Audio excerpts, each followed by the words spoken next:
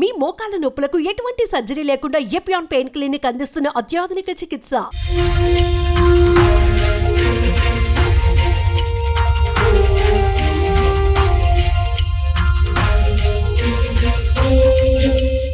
ఏపీలో మరోసారి విస్తారంగా వర్షాలు కురుస్తున్నాయి. నిన్న రాత్రి నుంచి తూర్పు రాయలసీమ కోస్తా ప్రాంతాల్లో కుంభవృష్టి కురుస్తుందని చెప్పొచ్చు. అయితే ఆగ్నేయ బంగాళాఖాతంలో ఏర్పడినటువంటి అల్పపీడనం అది వాయుగుండంగా మారే అవకాశాలు ఉన్నట్టు వాతావరణ శాఖ ఇప్పటికే హెచ్చరిక జారీ చేస్తోంది. అయితే ఇది శ్రీలంక తమిళనాడు తీరాల వైపు పయనిస్తోంది. అయితే రానున్నటువంటి 48 గంటల పాటు అటు రాయలసీమ కోస్తా తమిళనాడు పాండిచ్చేరి ప్రాంతాల్లో అత్యధిక వర్షపాతం నమోదయ్యేటువంటి అవకాశం ఉన్నట్టు ఇప్పటికే వార్న్ చేసింది. కాబట్టి సో ఇప్పటికే చిత్తూరు తిరుపతి జిల్లాలకు సంబంధించి ప్రైవేటు ప్రభుత్వ అదే రకంగానే అంగన్వాడీలు కూడా పూర్తిగా సెలవులు ప్రకటించారు. అయితే ఎమర్జెన్సీ సర్వీసులకి సంబంధించి కూడా ఇప్పటికే అలర్ట్ చేసినటువంటి పరిస్థితి. దాంతోపాటు కూడా అధికారులు సెలవులను కూడా పూర్తిగా రద్దు చేశారు. ఎక్కడైతే ఇబ్బందులు ఎదుర్కొంటున్నారో ప్రజలు ఆ ప్రాంతానికి ముందస్తుగా వెళ్ళి అక్కడ తగిన జాగ్రత్తలు తీసుకోవాలని చెప్పి ఇప్పటికే సూచనలు చేశారు. అయితే నిన్న రాత్రి నుంచి కూడా కుంభవృష్టి కురుస్తుంది. అటు తిరుపతి తిరుమలలో కూడా భారీ వర్షాలు కురుస్తుండడంతో యాత్రికులు కూడా కొంత ఇబ్బందులు ఎదుర్కొంటున్నారని చెప్పొచ్చు. అయితే ప్రస్తుతం నేను తిరుపతిలో ఉన్నటువంటి ఆర్సీ రోడ్డు వద్ద ఉన్నాను. ఇక్కడ చూడొచ్చు మొత్తం రోడ్ అంతా కూడా పూర్తిగా జలం అయిపోయినటువంటి సిచ్యువేషన్స్ చూస్తున్నాం. అంటే ఇదే తరహా వాతావరణం మరికొన్ని ప్రాంతాల్లో కూడా కనిపిస్తోంది. అయితే కొన్ని లోతట్టు ప్రాంతాలు ఏవైతే ఉన్నాయో అది ఇప్పటికే కూడా పూర్తిగా నీట మునిగే పరిస్థితికి అయితే అక్కడికి వచ్చిందని చెప్పుకోవచ్చు. అయితే ఇక్కడ ఉన్నటువంటి డ్యాములు కావచ్చు, చెరువులు, అదే రకంగానే కొన్ని ప్రాంతాల్లో ఉన్నటువంటి అవన్నీ కూడా పూర్తిగా నిండుకుండలా కనిపిస్తున్నాయి. సో అక్కడ ఎక్కడా కూడా ఇబ్బందులు ఎదుర్కోకుండా ఆ సమీప గ్రామ ప్రజల్ని కూడా పూర్తిగా అలర్ట్ చేస్తున్నారు. అంటే మనం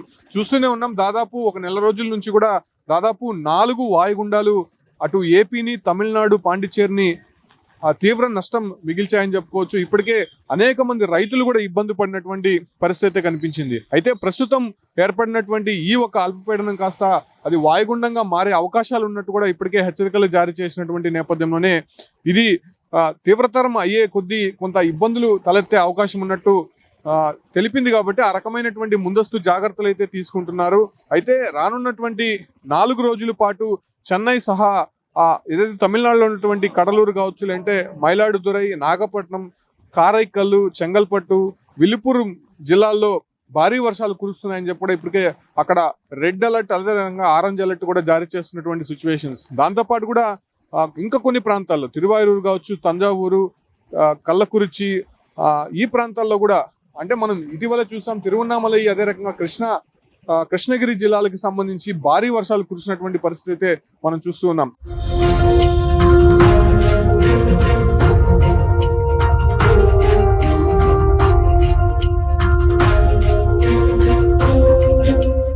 అదే రకంగానే ప్రత్యేకించి రాయలసీమ, అదే రకంగా తూర్పు కోస్తా ప్రాంతాల్లో కూడా భారీ వర్షాలు కురుస్తాయని చెప్తున్నారు.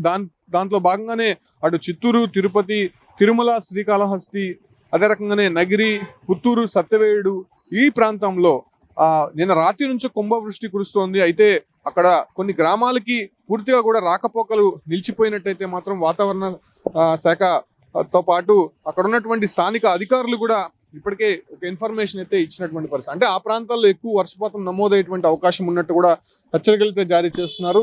అయితే తిరుపతికి వచ్చేటువంటి యాత్రికులు కావచ్చు కొంత వాళ్ళ పర్యటనను కూడా వాయిదా వేసుకోవాలని చెప్పి కూడా చెప్తున్నారు. ఎందుకంటే 2 రోజుల పాటు కుంభవృష్టి కురిసేటువంటి అవకాశం ఉంటుంది. ఇప్పటికే అటు పాఠశాలలకి అలర్ట్ చేశారు. దాంతోపాటు కూడా ఎక్కడైతే తీర ప్రాంత ప్రజలు ఉంటారో అంటే ఆ గ్రామాలకు సంబంధించి కావచ్చు, లేదంటే ఆ మండలాల్లో ఉన్నటువంటి అధికారులు కూడా అలర్ట్ చేశారు. ముఖ్యంగా మత్స్యకారులు వేటకు వెళ్ళొద్దని చెప్పి ఇప్పటికే హెచ్చరికలు అయితే జారీ చేశారు. ఎందుకంటే ఈ ఒక గడిచినటువంటి నెల రోజులుగా మనం చూస్తున్నాం, దాదాపు 4 వాయుగుండాలు తీవ్రంగా ఇబ్బందులు అయితే గురి చేసినటువంటి పరిస్థితి అయితే చూసాం. సో ఆ రకమైనటువంటి పరిస్థితులు మళ్ళీ ఏర్పడేటువంటి అవకాశం ఉండడంతో కొన్ని జాగ్రత్తలు తీసుకుంటున్నారు. దాంతోపాటు కూడా చెన్నై నగరం మరోసారి కొంత ఇబ్బందుల్లో ఉందని చెప్పుకోవచ్చు. ఎందుకంటే గతంలో మనం చూసాం అనేక ప్రాంతాల్లో లోతట్టు ప్రాంతాలు ఉన్నటువంటి నేపథ్యంలోనే అక్కడ పూర్తిగా జలమయమైనటువంటి పరిస్థితి కనిపిస్తోంది. సో ప్రత్యేకించి తిరుపతికి విషయానికి వస్తే గతంలో చూసాం కపిలేశ్వర స్వామి జలాశయం కావచ్చు, అంటే అక్కడ జాలువారుతున్నటువంటి నీరు ఉధృతంగా ప్రవహించడంతో తిరుపతిలో ఉన్నటువంటి అనేక లోతట్టు ప్రాంతాలు కూడా జలమయమయ్యాయి. అదే సిచ్యువేషన్ మనం ఇక్కడ చూస్తున్నాం. అయితే ప్రత్యేకించి తిరుపతిలో ప్రధానమైనటువంటి సమస్య డ్రైనేజ్ సమస్య. అంటే సరైనటువంటి కాలువలు లేవు, డ్రైనేజ్ సిస్టమ్ లేకపోవడంతోనే లోతట్టు ప్రాంతాలంతా కూడా పూర్తిగా జలమయమయ్యి ఇళ్లలోకి నీరు చేరేటువంటి పరిస్థితులు చూసాం. శిథిలావస్థలో ఉన్నటువంటి అనేక ఇల్లు భవనాలు కూడా కూలిపోయినటువంటి పరిస్థితి.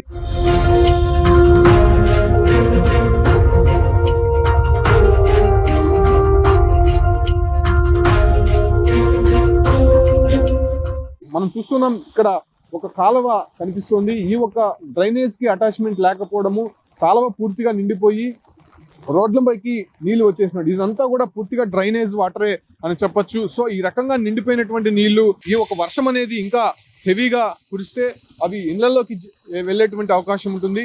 సో మనం చూస్తున్నటువంటి ఈ సిచ్యువేషన్స్ చాలా తక్కువ. తిరుపతిలో అనేక ప్రాంతాల్లో ఇప్పటికే వెళ్ళలేనటువంటి పరిస్థితి కనిపిస్తోంది. వాహనాలు సరిగ్గా టైర్లు పూర్తిగా మునిగిపోయి చాలా వరకు ఆగిపోయినటువంటి పరిస్థితి కనిపిస్తోంది. అయితే ఇదే సిచ్యువేషన్స్ మరో 48 గంటల పాటు ఉండే అవకాశం ఉండడంతో కొంత అలర్ట్ చేసే ప్రయత్నం అయితే ఇప్పటికే అధికారులు చేస్తున్నారు. అయితే అత్యంత జాగ్రత్తగా ఉండాలని చెప్పి కూడా చెప్తున్నారు. దాంతోపాటు కూడా పునరావాస కేంద్రాలను కూడా ఇప్పటికే ఏర్పాటు చేస్తున్నారు. ఎందుకంటే రాబోయేటువంటి 48 అవర్స్ చాలా క్రూషియల్ గా ఉంటుంది. ఎక్కువ వర్షపాతం నమోదయ్యేటువంటి అవకాశం ఉంటుంది. ముఖ్యంగా తిరుమలకు వెళ్ళేటువంటి మార్గాలు కావచ్చు. మొన్న చూసాం మనము అనేక ప్రాంతాల్లో కొండ చర్యలు విరిగిపడిపోయినటువంటి పరిస్థితి. అయితే ఆ ప్రాంతాల్లో కొంత వాహనదారులు కూడా ఇబ్బందులకు గురైనటువంటి పరిస్థితి చూసాం. సో ఆ రకమైనటువంటి పరిస్థితులు మళ్ళీ ఎదురు కాకుండా జాగ్రత్తలు అయితే తీసుకుంటున్నారు. దాంతోపాటు కూడా ఎక్కడైతే ఈ తమిళనాడు తీర ప్రాంత ప్రజలు, దాంతోపాటు కూడా ఏపీ బార్డర్గా ఏదైతే ఉందో సత్యవేడు కావచ్చు, లేదంటే సూలూరుపేట, నెల్లూరు, అదే రకంగానే ఉన్నటువంటి తడ, ఈ మండలాల్లో ఎక్కువ కూడా కురుస్తుంది. ఎందుకంటే తీర ప్రాంతం భారీగా అలలు ఎగసిపడేటువంటి అవకాశం ఉంటుంది. దాంతోపాటు కూడా గాలులు, అంటే గంటకి ప్రస్తుతానికి దాదాపు 20 కిలోమీటర్ల వేగంతో అటు అల్పపీడనం కంటిన్యూ అవుతోంది. అది ఇంకా బలపడేటువంటి అవకాశం ఉంటుంది, వేగం పెంచుకునేటువంటి అవకాశం ఉండడంతో ఆ ఒక్క సమయంలో ఇంకా ఎక్కువ ఈదులు గాలులు వచ్చేటువంటి అవకాశం ఉంది. దాంతోపాటు కూడా ఈ ఒక్క థండర్ స్టార్మ్స్ సంబంధించి పిడుగుపాట్లకు కూడా గురయ్యేటువంటి అవకాశం ఉండడంతో ఎక్కడా కూడా రైతులని ముఖ్యంగా పొలాల్లో ఉండొద్దని చెప్పి కూడా ఇప్పటికే హెచ్చరికలు అయితే జారీ చేశారు. అంటే ఇప్పటి వరకు ఉన్నటువంటి వాయుగుండం, అదే రకంగానే అల్పపీడనం ఒక రకంగా ఉంది. అయితే ఇప్పుడు ఆల్ ఆఫ్ సడన్ అంటే ఉన్నటువంటి వర్షాలు కురవడము, అదే రకంగానే కుంభవృష్టిగా అది మారడము, ఎక్కువగా కూడా లోతట్టు ప్రాంతాలు అదే రకంగానే చాలా వరకు కూడా జలమయం అయ్యేటువంటి అవకాశం ఉండడంతో సో ఆ రకమైనటువంటి జాగ్రత్తలు, అత్యంత జాగ్రత్తలు తీసుకోవాలని చెప్పి కూడా ఇప్పటికే ప్రభుత్వం నుంచి వస్తున్నటువంటి హెచ్చరిక. సో తిరుమలకు వచ్చేటువంటి యాత్రికులు కావచ్చు, అంటే ఈ ఒక్క ప్రాంతాల్లో ఏదైతే రాయలసీమ, కోస్తా, అదే రకంగా తమిళనాడు, పాండిచ్చేరి ప్రాంతాల్లో ఎవరైతే అధికారులు కొంత అలర్ట్స్ అయితే జారీ చేశారో ఆ ప్రాంతాల్లో ప్రజలు అత్యంత జాగ్రత్తగా ఉండాలని చెప్పి కూడా ఇప్పటికే ఐఎండీ హెచ్చరికల నేపథ్యంలోనే ఆ రకమైనటువంటి జాగ్రత్తలు, ముందస్తు చర్యల్లో భాగంగా అన్ని కూడా చేస్తున్నటువంటి పరిస్థితి కనిపిస్తోంది.